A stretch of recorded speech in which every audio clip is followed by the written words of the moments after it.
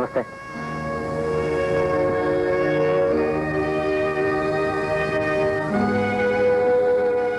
ഗീതയുടെ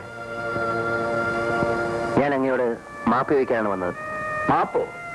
എന്റെ അമ്മ എന്തെങ്കിലുമൊക്കെ അനാവശ്യങ്ങൾ പറഞ്ഞിരിക്കും. അതിന് അമ്മയ്ക്ക് വേണ്ടി ഞാൻ മാപ്പ് ചോദിക്കുന്നു. നിങ്ങളുടെ അമ്മ എന്തൊക്കെയാണ് എന്നോട് പറഞ്ഞതെന്നറിയാമോ? ക്ഷമിക്കണം, അമ്മ ഒരു പ്രത്യേക സ്വഭാവകാരിയാണ്. എല്ലാവർക്കും ഉണ്ട് മനുഷ്യ പ്രത്യേക സ്വഭാവങ്ങൾ. എനിക്കുമുണ്ട്. എന്നിട്ട് ഞാൻ ക്ഷമിച്ചത്.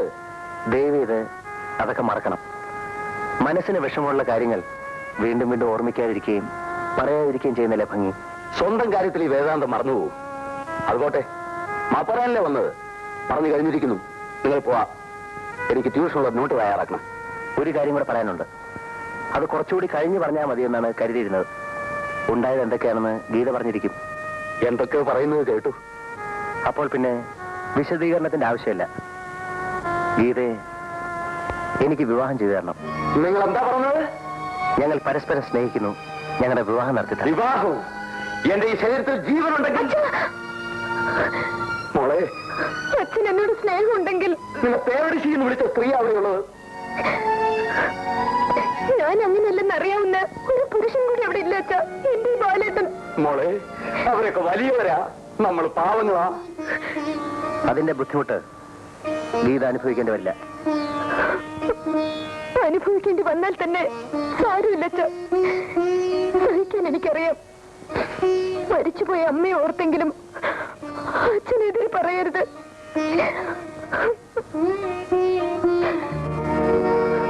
ഇനി എനിക്കൊന്നും പറയാനില്ല മോളെ, ഒന്നും പറയാനില്ല.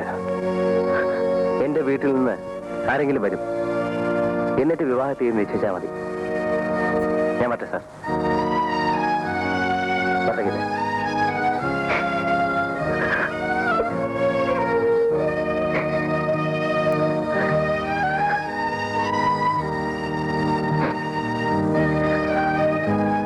മോളെ, ഒന്നുകൂടെ ആലോചിക്കും മോളെ. ഈ ബന്ധം കൂടിയേ തീരുന്നുണ്ടോ? ഞങ്ങൾ തീരുമാനിച്ചു കഴിഞ്ഞതാണ് അച്ഛ. അച്ഛൻ ഞങ്ങളെ അനുഗ്രഹിക്കണം.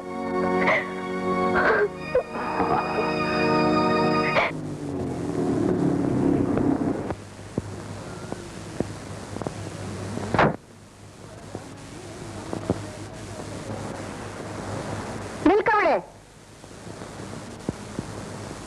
മാപ്പ് പറഞ്ഞോ? പറഞ്ഞു. എന്നിട്ട് തന്നോ മാപ്പ്? തന്നു. മാപ്പും വാക്കും തന്നു. വാക്കോ? അതെ, മകളെ വിവാഹം ചെയ്തു തരാമെന്ന് വാക്ക് തന്നു. പ്ലീസ്. അമ്മയ്ക്ക് പ്രഷറിന് അസുഖമുള്ളതാണ്. കൂടുതൽ സ്ട്രെയിൻ എടുത്താൽ ബുദ്ധിമുട്ട് എനിക്കാണ്. ആശുപത്രി ഇരിക്കാൻ ഞാൻ വേണം. എനിക്കിനി ജീവിച്ചിരിക്കണമെന്ന് ആഗ്രഹമില്ല.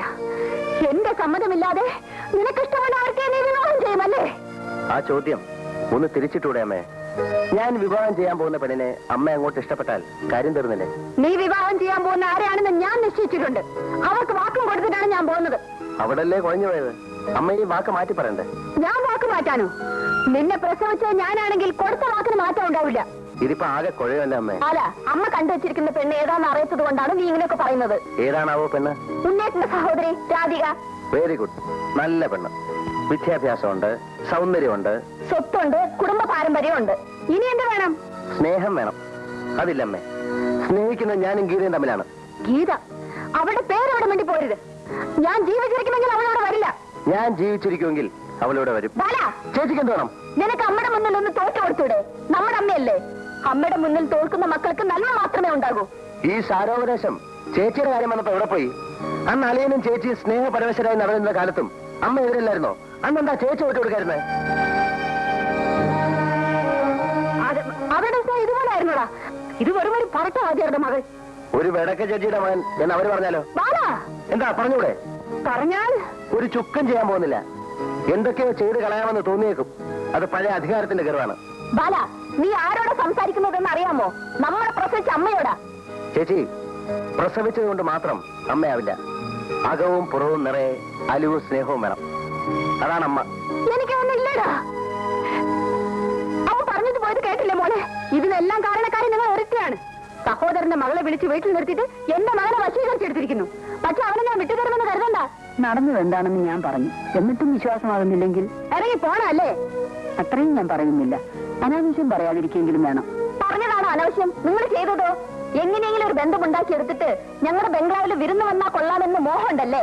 എടി പെണ്ണെ, നീ പഠിപ്പിക്കുന്നത് കോളേജിലാണെങ്കിലും നിനക്ക് വിവരമില്ലെന്ന് ഇപ്പൊ മനസ്സിലായി. ഞങ്ങളുടെ വീട് ചെറുതാണെങ്കിലും ഇതിനകത്ത് കഴിയുമ്പോൾ ഉള്ള മനസ്സുകൊണ്ടല്ലോ അത് നിന്റെ ബംഗ്ലാവിൽ കാണില്ല. എന്റെ പട്ടി വരും അങ്ങോട്ട്. നോക്ക്, കാലില്ലെങ്കിലും വാലിലൊന്ന് വീഴുന്ന കേട്ടില്ലേ? എന്റെ കാലേ മുറിഞ്ഞിട്ടുള്ളൂ, നാവ് മുറിഞ്ഞിട്ടില്ല. ആ നാവോട് ഞാൻ മുറിച്ചെടുക്കും, സൂക്ഷിച്ചോ. വരുമോളെ. അവർക്ക് എന്താ തന്നെ ഭ്രാന്ത്, അല്ലാതെന്താ? ഈ കണക്കിന് ഈ സ്ത്രീ നിരപരാധികളായ എത്ര പേരെ തൂക്കി കൊന്നു. ഞാൻ ഉടനെ പുറപ്പെടണമെന്ന് സുലോചന ഫോൺ ചെയ്തപ്പോഴേ വിചാരിച്ചതാ ഇവിടെ എന്തെങ്കിലും കുഴപ്പമുണ്ടായിട്ടുണ്ടാവുമെന്ന്. ഇനിയിപ്പോ എന്താ ഇതിന്റെ പരിഹാരം? സുലോചനക്ക് എന്തെങ്കിലും പറയാനുണ്ടോ? എനിക്കൊന്നേ പറയാനുള്ളൂ, അമ്മയെ വേദനിപ്പിക്കരുത്. മകനെ വേദനിപ്പിക്കരുത്. വേദനയ്ക്ക് അമ്മയും മകനെന്നുള്ള വ്യത്യാസമൊന്നുമില്ല. നിങ്ങൾ തമ്മിൽ എന്തിനാ വെറുതെ തർക്കിക്കുന്നത്? അളിയനോടൊരു കാര്യം ചോദിച്ചോട്ടെ, ഈ സ്നേഹത്തിൽ തന്നെ ഉറച്ചു നിൽക്കാനാണോ ഉദ്ദേശം? മാറ്റമൊന്നുമില്ലല്ലോ. ഞാൻ മരിക്കണം. അതേതായാലും വേണ്ട. ഞാന് അമ്മയോടൊന്ന് സംസാരിക്കാം. പ്രയോജനമില്ലല്ലയാ. അമ്മ എന്ന സ്നേഹത്തിനെതിരായിരുന്നു. സംശയമുണ്ടോ നിങ്ങൾക്ക്? സ്വന്തം അമ്മയെ കുറിച്ച് ഇങ്ങനെയൊന്നും പറയരുത് ബാല. തെറ്റ് അമ്മ ചെയ്താലും അച്ഛൻ ചെയ്താലും തെറ്റ് തന്നെ. ചെറുപ്പത്തിൽ അച്ഛൻ മരിച്ചു. അങ്ങനെ അമ്മയ്ക്ക് നഷ്ടപ്പെട്ടൊരു ജീവിതം സ്വന്തം മക്കൾക്ക് പോലും കിട്ടുന്ന അമ്മയ്ക്ക് ഇഷ്ടമല്ല. അതുകൊണ്ടല്ലേ കല്യാണം കഴിഞ്ഞിട്ടും ചേച്ചി ഇവിടെയും അളിയൻ അവിടെ ആയിട്ട് കഴിയേണ്ടി വരുന്നത്. ഞാനിവിടെ കഴിയുന്നത് ഞാൻ ജോലി ചെയ്യുന്ന കോളേജ് ഇവിടെ ആയതുകൊണ്ടാ.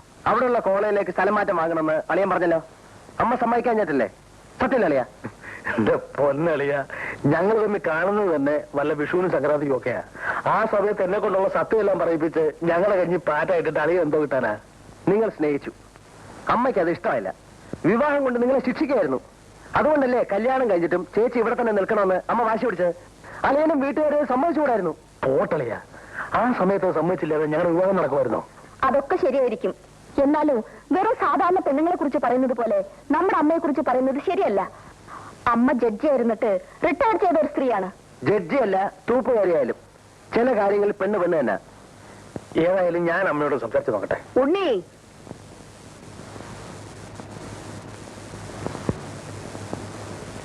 നിനക്കെന്താ സംസാരിക്കാനുള്ളത്? ഇവൻ പറഞ്ഞതെല്ലാം ഞാൻ കേൾക്കുന്നുണ്ടായിരുന്നു. അതിനൊന്നും ഇപ്പൊ ഞാൻ മറുപടി പറയുന്നില്ല. ഇക്കാര്യത്തിലുള്ള എന്റെ അവസാനത്തെ തീരുമാനം മാത്രം പറഞ്ഞേക്കാം. ഞാൻ വാക്കുകൊടുത്ത പെണ്ണിനെ ഇവൻ വിവാഹം ചെയ്യണം. രാധികയെ. ഇല്ലെങ്കിലോ? നീ ഈ വീട്ടിൽ താമസിക്കില്ല. എന്റെ സ്വത്തിൽ ഒറ്റ പൈസയ്ക്ക് പോലും നിനക്ക് അവകാശം ഉണ്ടായിരിക്കില്ല. അത്രേ ഉള്ള അമ്മേ, ഇത് ആപത്താണ്. ബാലു ആ പെൺകുട്ടിക്ക് ജോലിയുണ്ട്. അവർ രജിസ്റ്റർ വിവാഹം ചെയ്ത് മീനാക്ഷിയുടെ വീട്ടിൽ താമസമാക്കിയാൽ നമുക്ക് എല്ലാവർക്കും നടക്കണ. അത്രയ്ക്ക് കടുപ്പം അവനില്ല ഉണ്ണി. ആ പെണ്ണ് തൽക്കാലത്തേക്ക് ഒന്ന് അവനെ വഷളാക്കിയെന്നേ ഉള്ളൂ. അത് ഞാൻ തിരുത്തിയെടുക്കും. ബാലൻ എവിടെ പോകുന്നു? അളിയോടാ ചോദിച്ചു എവിടെ പോകുന്നത്. വിവാഹം കഴിയുന്നവരെ ഗീതയുടെ വീട്ടിൽ താമസിക്കും. അത് കഴിഞ്ഞ് വാടക വീട്ടിലേക്ക് മാറും.